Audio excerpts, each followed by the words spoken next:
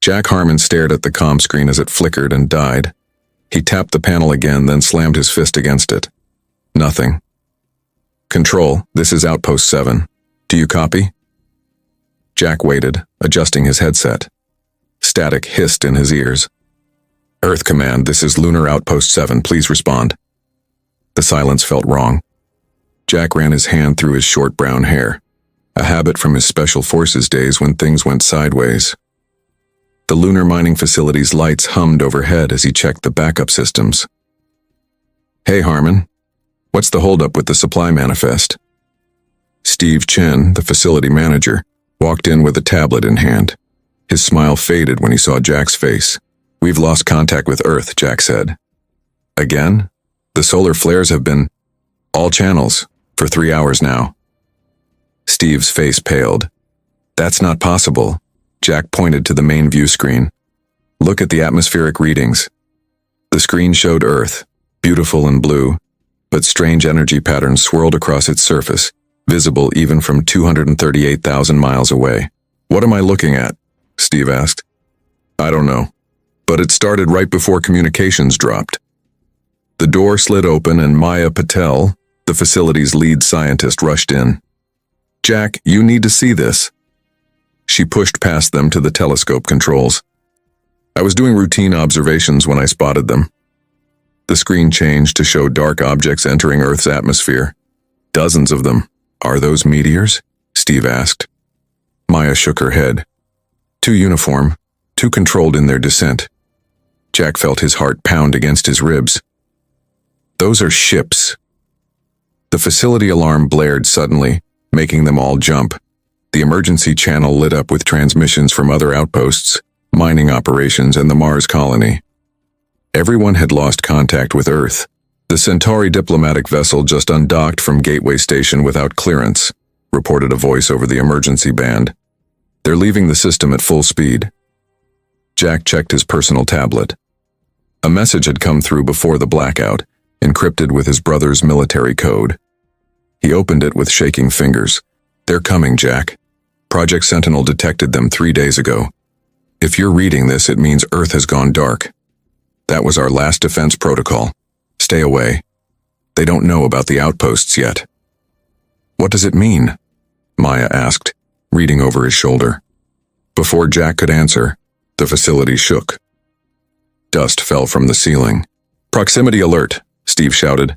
Something big just entered lunar orbit. Jack ran to the observation dome. Through the reinforced glass, he saw the stars blotted out by something massive moving above them. Then another, and another. We need to get to the emergency shuttle, Jack said, grabbing his go bag from under the console. Now. We can't just leave, Steve protested. Those aren't our ships, Jack said, and they're not here to talk. The lights flickered as another tremor shook the facility. Jack pulled up the external cameras. 3 enormous warships hovered above the lunar surface, their hulls covered in strange markings. They were unlike any design humans had ever built. My brother warned me, Jack whispered. Earth went silent on purpose. They're hiding from these things. A blinding light erupted from the lead ship, cutting through the lunar dust toward the facility. Run, Jack shouted, pushing Maya and Steve toward the exit as the beam approached. The emergency shuttle shuddered as it broke away from the lunar base. Jack gripped the controls, his knuckles white. Behind him, Maya and Steve strapped themselves in, faces tight with fear. They're tracking us, Maya said, watching the radar screen pulse with 3 large signals. Jack pushed the engines harder. The shuttle wasn't built for speed, just survival. We need to reach the dark side. Maybe we can hide in one of the old mining craters. A blast of energy shot past them, lighting up the cabin with harsh blue light. They're firing on us, Steve shouted. Jack yanked the controls, sending the shuttle into a steep dive toward the lunar surface. His military training kicked in, muscle memory from years of combat drops. The shuttle groaned under the strain. Hold on, he warned as another energy beam sliced through the vacuum just above them. A blinding flash filled the view screen. The shuttle spun wildly, alarms blaring. Jack fought the controls as they tumbled through space. We're hit, Maya yelled over the noise. Port engine is gone. The shuttle slowed, then stopped, hanging motionless against the stars. Through the viewport, Jack watched as one of the alien ships moved closer, dwarfing their tiny craft. A beam of light locked onto them. "They're pulling us in," Jack said, trying every override he knew. Nothing worked. The shuttle was dragged into a massive hangar bay. Metal clamps locked onto their hull with a heavy thunk that vibrated through the cabin. Silence followed. "What do we do?" Steve whispered. Jack reached under his seat and pulled out a small pistol. "We find out what happened to Earth." The shuttle door hissed open. Bright light poured in, blinding them. Jack raised his arm to shield his eyes. Tall figures moved toward them, their bodies covered in segmented armor. "Humans," a voice said, the word harsh and mechanical through a translator. "You will come with us." Jack raised his gun, but it flew from his hand, pulled by an invisible force. The aliens surrounded them, their helmets reflecting Jack's own frightened face back at him. They were marched through corridors of gleaming metal, past windows that showed the vastness of space. Other aliens stopped to stare at them, their bodies tall and lean, with skin that shifted colors like oil on water. They were brought to a large chamber. A figure stood with its back to them, looking at screens filled with images of Earth. "I am Commander Krell of the Valkyrie Defense Force," the alien said, turning to face them. Its face was almost human-like, but with eyes that glowed yellow. "Your planet has been quarantined by order of the Galactic Council." "Quarantined? Why?" Jack demanded. "Contamination," Krell said, pointing to a screen showing strange energy patterns across Earth's surface. The same patterns they had seen before communications went dark. "What kind of contamination?" Maya asked, her scientist's curiosity overcoming her fear. "Something ancient. Something forbidden." Krell moved closer, studying them. "Something your leaders unleashed deliberately." Jack thought of his brother's message. "The last defense protocol. The Council has ordered inspection teams to determine if Earth must be cleansed," Krell continued. "Cleansed?" Steve's voice shook. "You mean destroyed?" Krell didn't answer, which was answer enough. A smaller alien entered the room and whispered to Krell, who stiffened. "The hegemony fleet has arrived," Krell announced. "They will not wait for the Council's decision." On the screen, new ships appeared near Earth, their designs sharper, more aggressive. "Who are they?" Jack asked. "Your executioners," Krell said. "The hegemony does not believe in quarantine. They believe in elimination." The ship shuddered as weapons fired. Alarms blared. "We are under attack," Krell shouted to his crew. "The hegemony has betrayed the truce." In the chaos, Jack noticed a human woman in the corner of the room, wearing a lab coat with an Earth Science Division patch. She caught his eye and mouthed one word. "Run." The ship rocked with another explosion. Jack grabbed Maya and Steve, pulling them toward the exit as the Valkyrie rushed to battle stations. In the confusion, the human woman in the lab coat appeared beside them. "This way," she said, swiping a stolen access card across a door panel. "I'm Eliza Reeves, Earth Science Division." They followed her through narrow maintenance tunnels, the sound of battle echoing through the ship. "How are you here?" Jack asked as they ran. "I was on a research vessel when Earth went dark," Eliza explained. "The Valkyrie picked us up 3 days ago. They've been interrogating us about the contamination."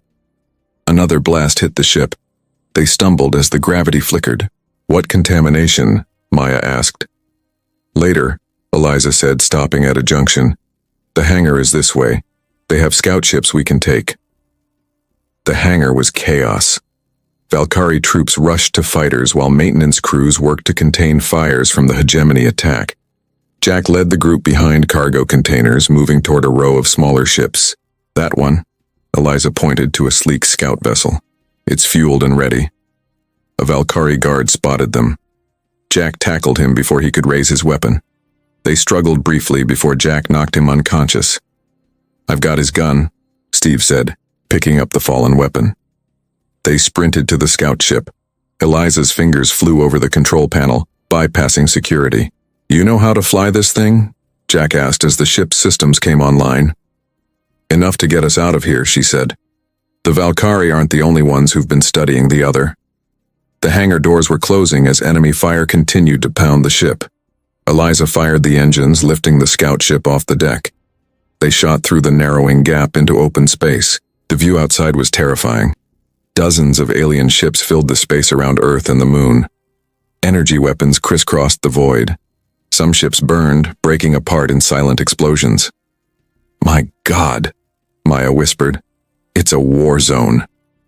"Multiple alien empires," Eliza confirmed, navigating through the battle. "Some want to protect Earth, others want to destroy it. The hegemony is the worst. They believe in sterilizing any potential threat." "And we're the threat?" Steve asked.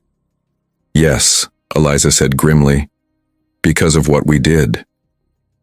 Jack remembered his brother's message. The last defense protocol. What was it? Eliza looked at him, her eyes haunted. Earth didn't go silent because it was attacked. Our leaders shut everything down deliberately. They activated something called Project Lazarus. A hegemony fighter spotted them, changing course to intercept. "Hold on," Eliza warned, pushing the stolen ship into a dive toward Earth. "Why would Earth cut itself off from its colonies?" Maya asked. "To protect us," Eliza said, "from what they released on Earth." The ship shuddered as they entered Earth's atmosphere, heat building around the hull.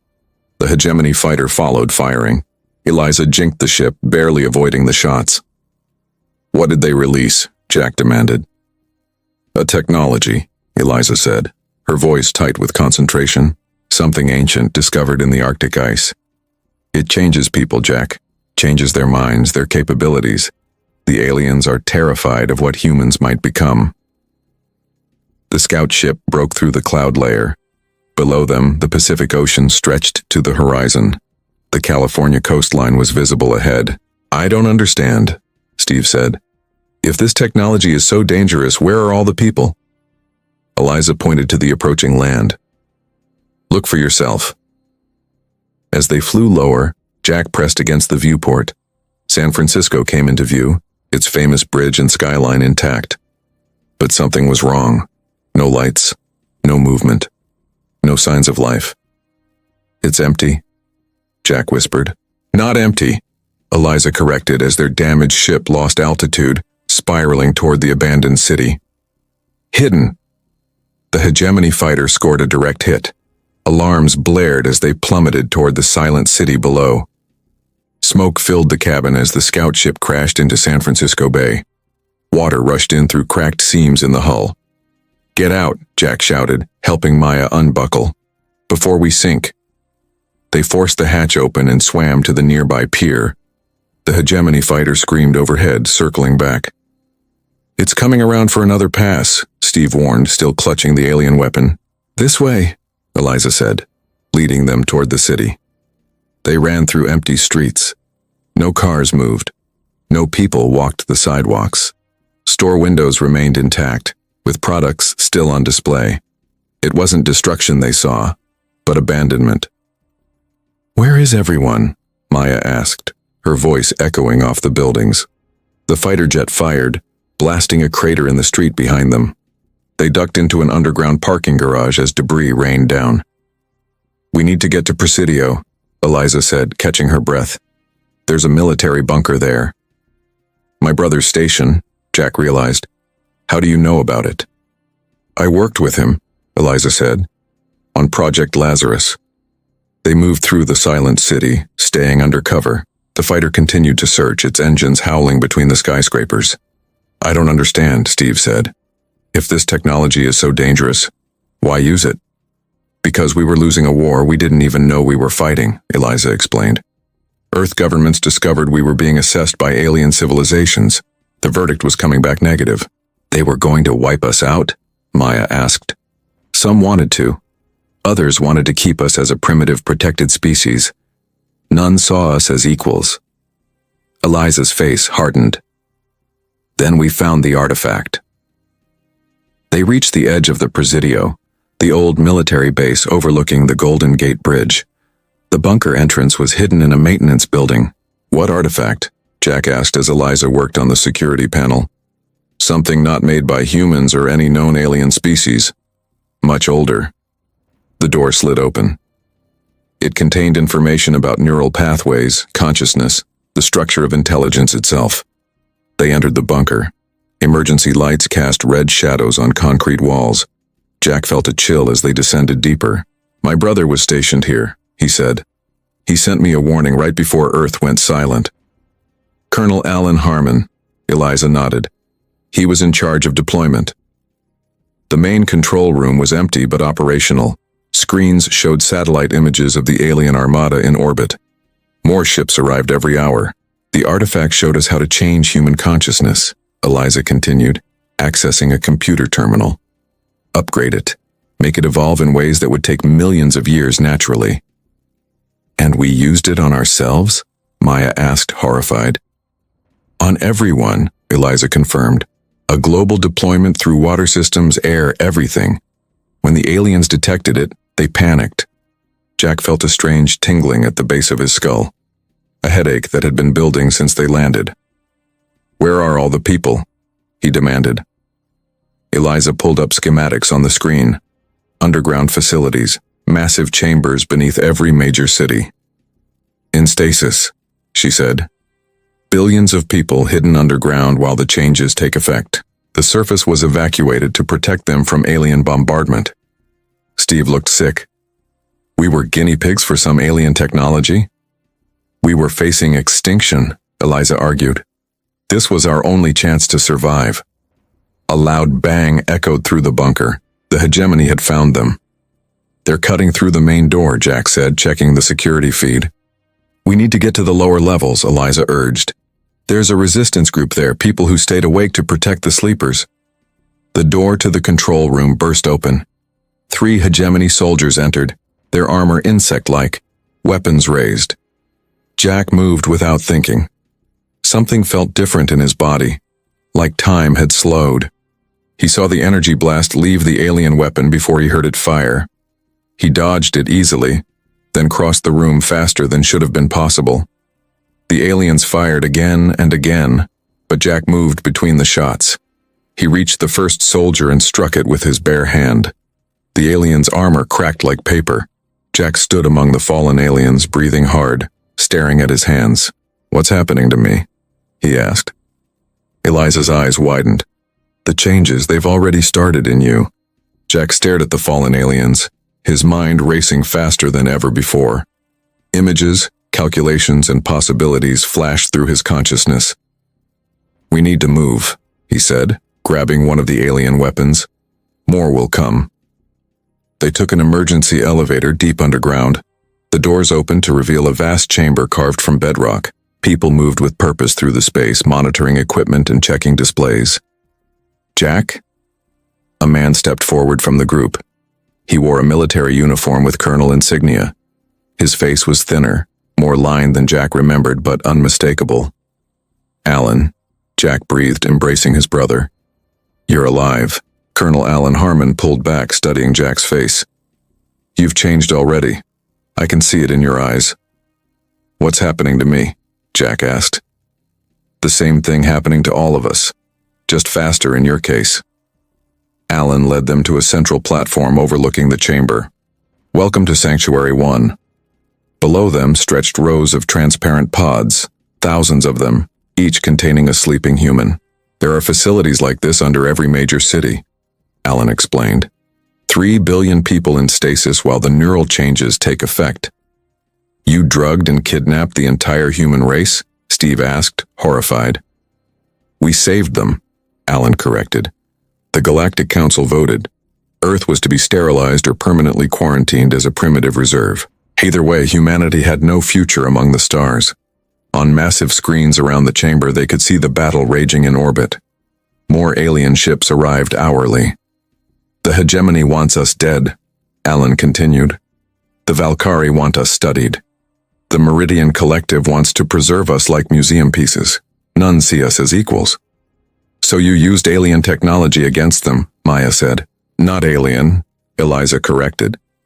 "The artifact predates all known civilizations. Some believe it was left by the precursors, the first intelligent species in the galaxy." Alan nodded. The technology is changing us, accelerating our evolution. New neural pathways, enhanced cognition, abilities we're just beginning to understand. Jack felt it happening inside him. His thoughts moved differently, connections forming where none existed before. The hegemony flagship has entered low orbit, a technician called out. They're positioning for a planetary strike.